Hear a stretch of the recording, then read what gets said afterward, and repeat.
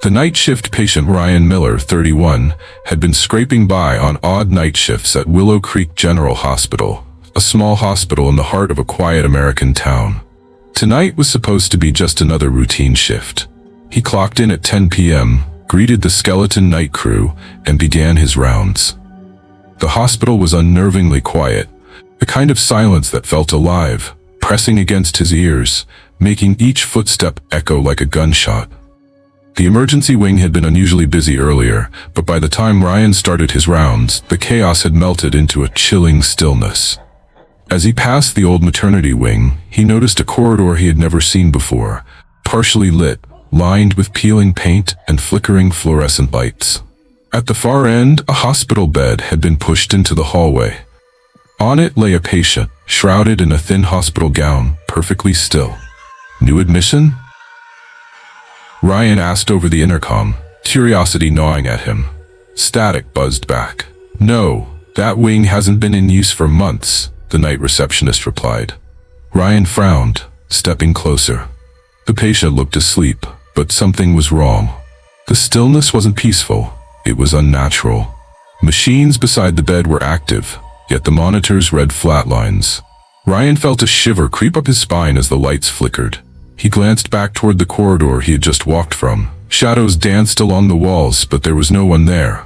The air grew colder, and a whisper brushed past his ear, so soft he thought he imagined it. Ryan.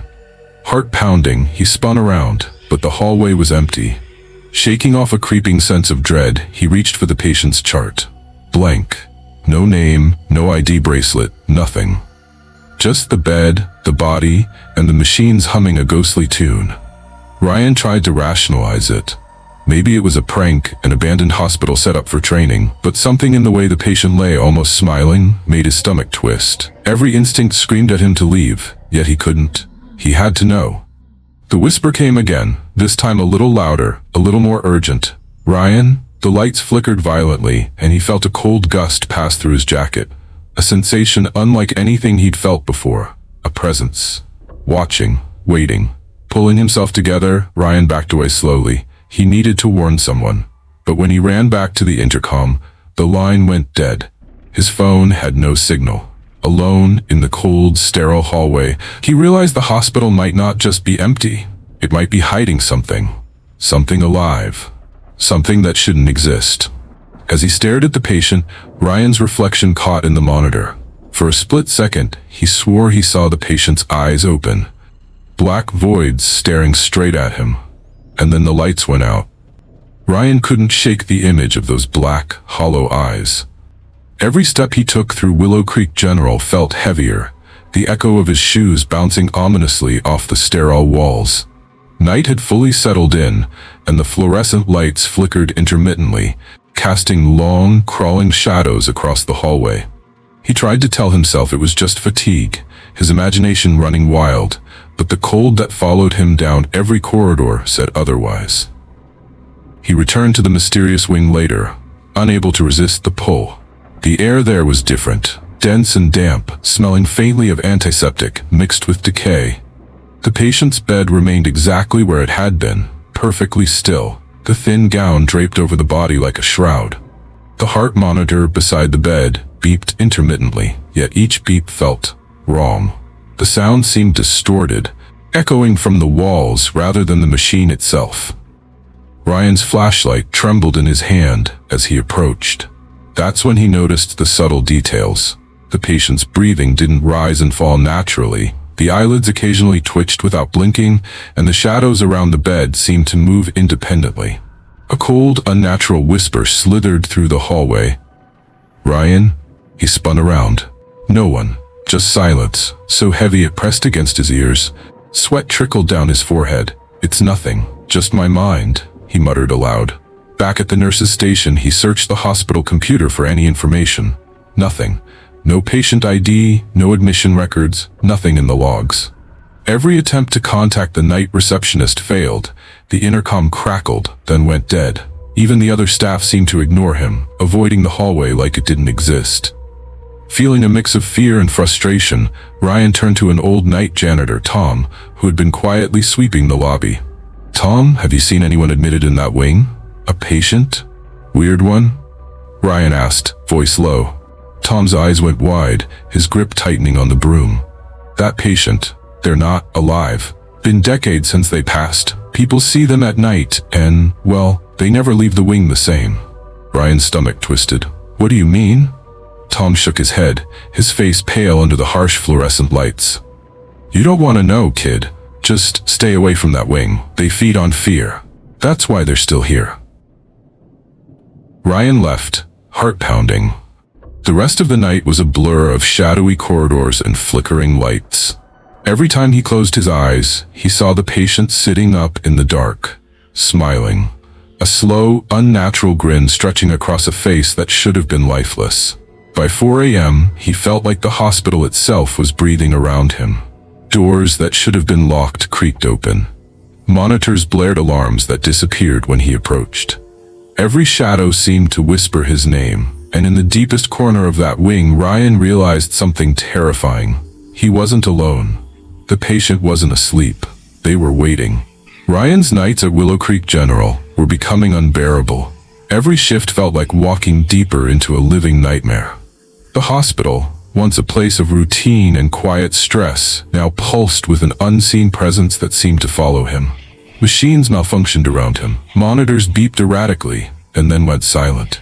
IV drips stopped mid-flow.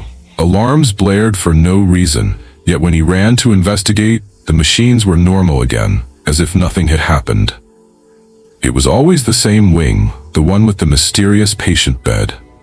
Every strange occurrence gravitated toward it, a magnetic pull of dread he could neither resist nor escape. Ryan began marking the times and events in a small notebook, hoping to find a pattern. But the more he watched, the more unpredictable the phenomena became. The lights dimmed only when he approached the bed. Shadows stretched unnaturally along the walls, forming shapes that resembled human figures, but vanished when he turned. The whispers returned, first just murmurs at the edge of his hearing, then full sentences in a hollow, echoing voice. Ryan, come closer. Don't leave me. They seemed to crawl along the walls, through the floor, even through the equipment itself. The words weren't meant to comfort. They were commands, luring him in with a sinister patience. Other staff began noticing his strange behavior.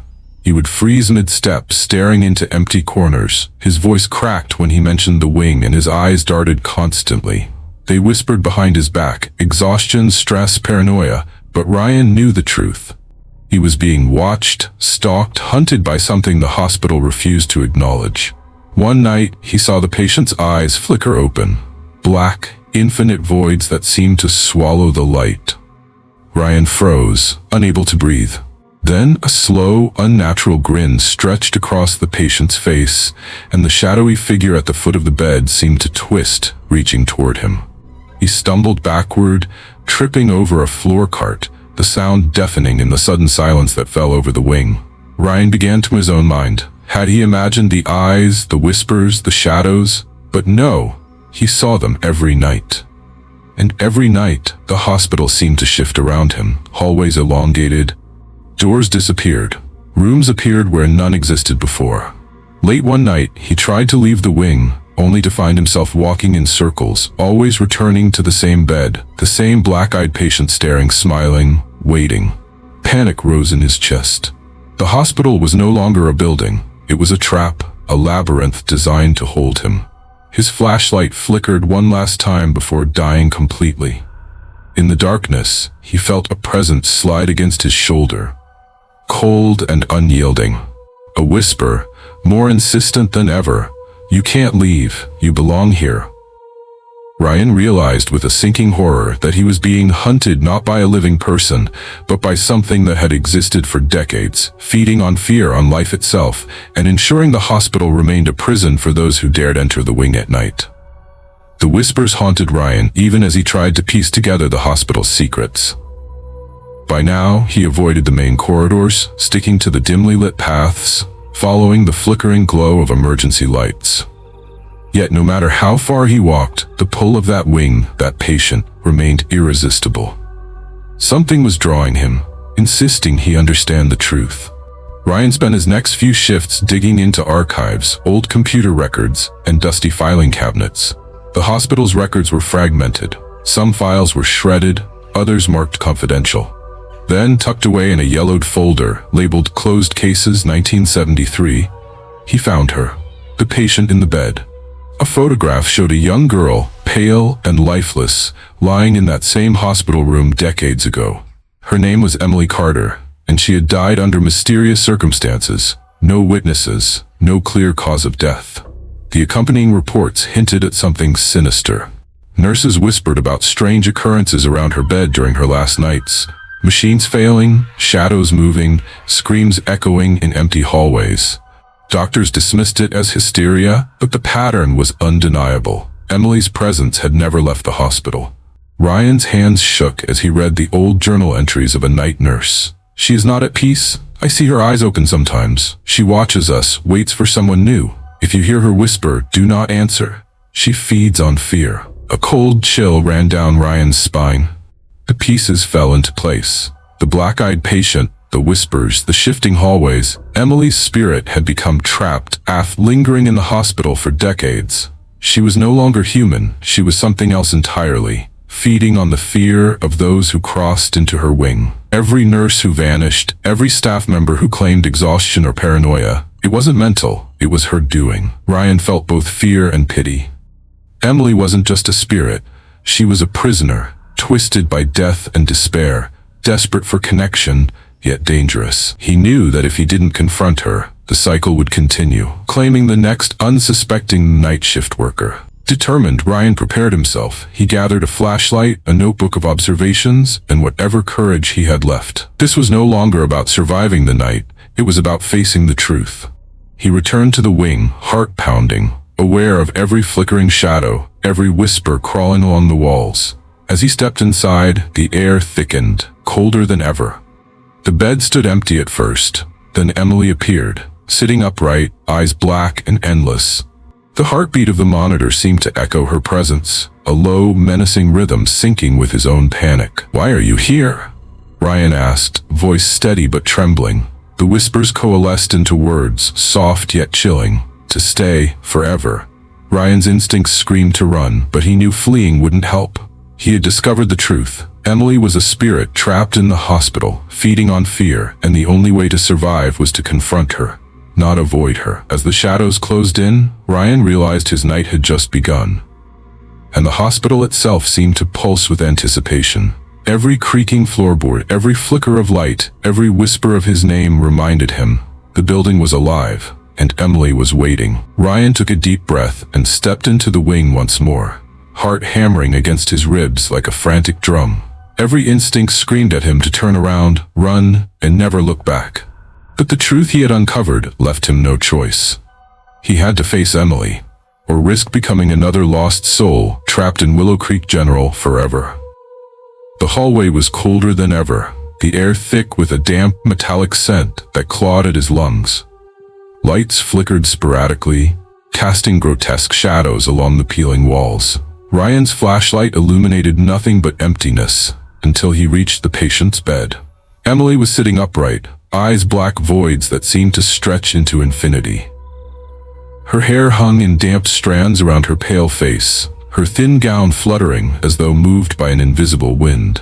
The heart monitor's beat pulsed in sync with her breathing, or rather, the sound of a presence that wasn't alive. Ryan's hand shook as he raised his flashlight. "Emily, you don't have to do this," he said, trying to sound firm. "You can't keep feeding on people. You need rest, peace." The whispers rose into a chorus around him, filling the wing with hollow, chilling echoes. "Ryan, stay, forever." Shadows lengthened and curled toward him, as if the walls themselves were alive, holding him in place. The temperature dropped so rapidly that Ryan's breath fogged in front of his face. Emily's grin stretched impossibly wide, a grotesque, unnatural smile. "Why do you try to leave? You belong here. All night workers belong here," she whispered, her voice like glass scraping across metal. Ryan's fear surged, but he forced himself to stay grounded. He remembered the old nurse's journal. Emily thrived on fear. If he let panic control him, he would be trapped. Instead, he focused, speaking calmly, deliberately. "You were a little girl once. You're not like this naturally. You're trapped, Emily. Let me help you." For a moment, the shadows hesitated. The lights flickered violently. Ryan saw glimpses of a small, frightened child in her eyes, vulnerability buried under decades of anguish. Suddenly, the bed's sheets rustled violently as if something beneath it moved. Ryan stumbled back, nearly dropping his flashlight. The whispers grew frantic, almost angry. "No, don't take him. He's mine." Ryan clenched his fists and shouted over the chaos. "Emily, listen to me. You are not alone. You don't have to hurt anyone." Silence fell. The shadows froze mid-crawl. The heartbeat from the monitor slowed, then stopped entirely. Emily remained seated, still, her black eyes softening slightly, the grin fading to a faint, mournful expression. Ryan knew this confrontation was only the beginning. The hospital itself had witnessed decades of terror, and Emily's spirit was powerful. But for the first time, he sensed a crack in her hold, a possibility of breaking the cycle, or becoming the next victim if he failed. Every nerve in his body screamed to move, but he stayed, determined to face the unknown until the first light of dawn, or until the hospital claimed him. Ryan's heart pounded in his chest as the first hints of dawn crept through the high hospital windows. He had confronted Emily, faced the whispers and shadows, but the wings still pulsed with an unnatural life. Every hallway seemed longer, darker, stretching like the inside of a living nightmare. He ran, desperate to find the lobby, the exit, anywhere that would free him from the grip of Willow Creek General. Yet every door he opened led him back to the same hallway, the same bed. Emily's black eyes followed him, unwavering, her faint grin flickering like a candle in the wind. "Ryan, don't leave. Stay." Her whisper was everywhere, vibrating through the walls, through the floor, through the very air he breathed. Panic threatened to overtake him, but he forced himself to breathe deeply, remembering the journal's warning. Fear fed her. Finally, he spotted the main lobby bathed in early morning light. Relief surged, but as he stepped inside, it hit him. Silence. No security, no staff, no patients. The lobby was empty, spotless, yet somehow wrong. He called out, his voice cracking. "Hello? Anyone?" A cold wind swept past, extinguishing his flashlight. The intercom crackled to life. The receptionist's voice, distorted and hollow, whispered, "Ryan, you've been missing for decades, just like the others." Ryan stumbled backward, heart sinking. His ID badge had vanished. His watch had stopped at 3:33 a.m. Every familiar anchor to reality was gone. The hospital wasn't just a building, it was a labyrinth, a trap, and Emily's presence had claimed him. Suddenly, the shadows in the lobby coalesced. Black tendrils crawled along the walls, creeping toward him with deliberate patience. Emily appeared, floating just above the ground, her gaze piercing through Ryan's very soul. The whispers became a deafening chorus, repeating over and over, "You belong here, forever." Ryan tried to run again, but the floor beneath him seemed to vanish, replaced by the dark, endless corridors of the wing. Every exit, every door, every window led him back to Emily. His screams echoed, swallowed by the empty halls, blending with the cries of countless others trapped before him. A moment of clarity struck. Emily was not malevolent by choice. She was a child lost to death and time, twisted into something that fed on the terror of the living. Yet Ryan had learned the truth too late. The hospital had claimed him, just as it had claimed countless night workers over decades. As the sun rose fully outside, the hospital appeared quiet and normal from the outside. Doctors and staff arrived for the morning shift, unaware of the horrors of the night. Inside, the darkness pulsed, alive with Emily's whispers, waiting for the next night shift worker foolish enough to enter. Ryan's voice joined the chorus of the lost, "You belong here." And somewhere, deep in the wing, Emily smiled. Her wait continued, patient as ever, feeding on fear, ensuring the night shift of Willow Creek General would never truly end. The hospital's silence returned, deceptive and perfect, as if nothing had ever happened. But those who worked nights knew better. Some doors were never meant to be opened. Some whispers were never meant to be answered.